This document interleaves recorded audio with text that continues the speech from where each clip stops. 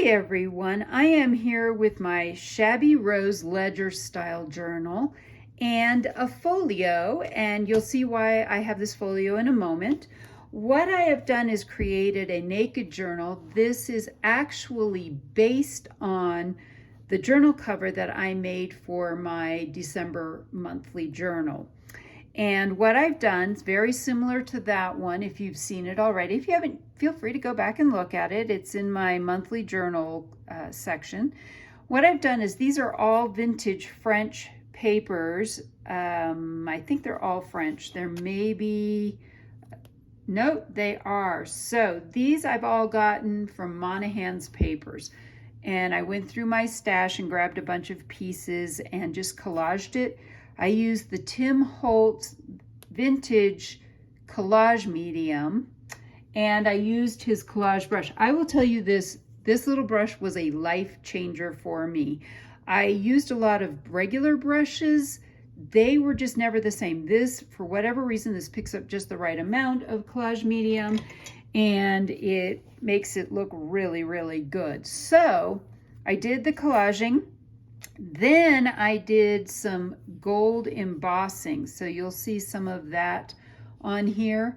Lastly, I took bits and pieces from my Shabby Regency Rose kit that is in my Etsy shop, and I added a couple of pieces on the front.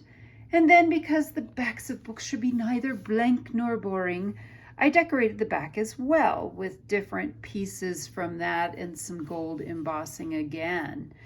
The spine is 1.5 inches, and this is some cotton. I think it's an old sheet, bed sheet that my mom gave me that I did ice dyeing and used indigo. And I love how that turns out. So I just tore the edges and left that rough.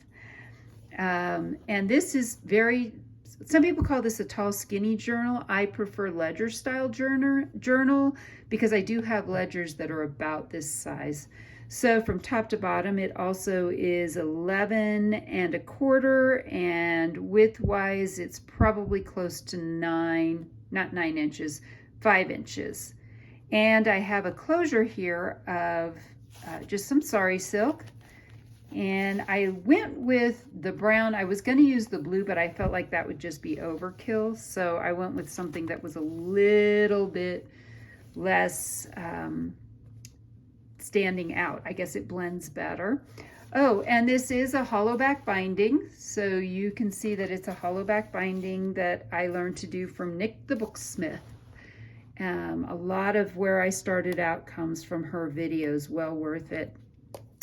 This is what I've done is I've taken a bunch of my Shabby Regency Rose kit that was all 8.5 by 11 this way, and I converted them to the 11 by 8.5.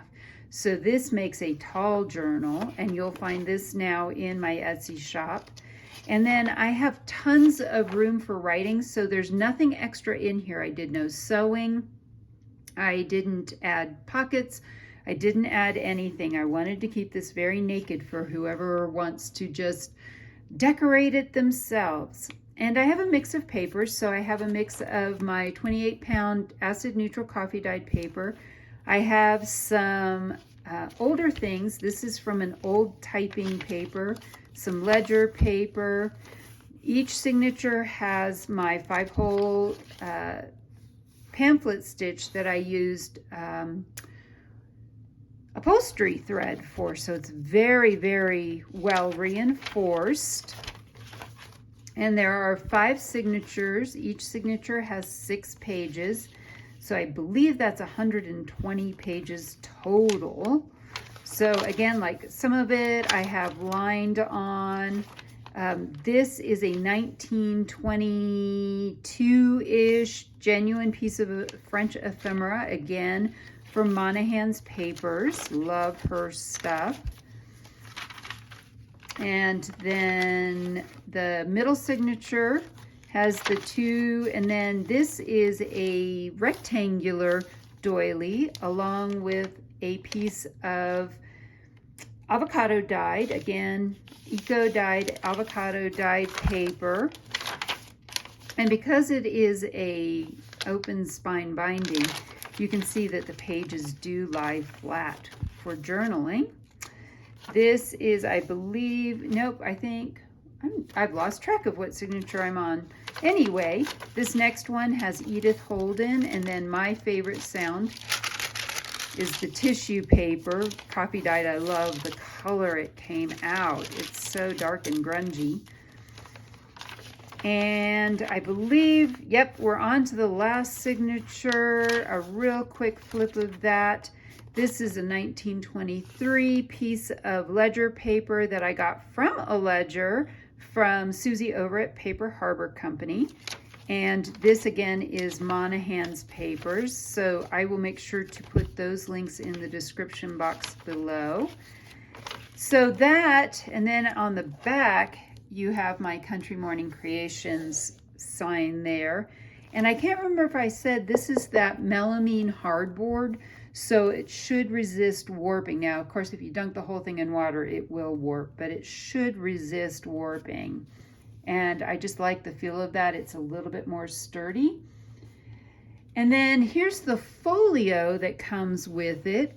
The folio, I again used the Regency Rose collection. This was already in my shop. I am hoping to do a new, another journal something after the start of the year. I don't have a large collection. But anyway, this is predominantly all, well, this is all from the Shabby Regency Rose collection. Now, I didn't cut these tags and didn't add holes or didn't do anything really to them, so that somebody may like rounded corners, somebody else may like square corners, somebody else may like angled corners. So I wanted to leave this is literally just how this all prints out from this kit. Is it just looks like this. It's plain. I have not inked the edges. I have just simply printed it out and cut it out. And one of the things that I tried to do, most of this I was able to cut out just using a cutting machine kind of thing. Not a Cricut machine by any length of the imagination, but just a regular cutter that you can just pull straight down. So that's the other thing I try to do, is to make my kits more user-friendly, so that, I mean, I use them, and so if I use them, I want to be able to use them and keep them fairly simple. More journaling cards. This has been printed on, I think it's about an 80-pound cardstock. It's not the really heavy cardstock, because I wasn't sure how someone might use this. You could back coffee dyed paper to these. You could add a darker cardstock. You could sew on them. So all of those things are things that I wanted to leave up to the new owner, instead of just assuming that I would do all of that. So this kit is now in the Etsy shop, and you can head over and take a look at it. Or if you would like to make your own version, you can head over and grab yourself some Shabby Regency Rose. It comes both in this more neutral color, and I have a blue version as well that's got some blue background, and they all go beautifully together.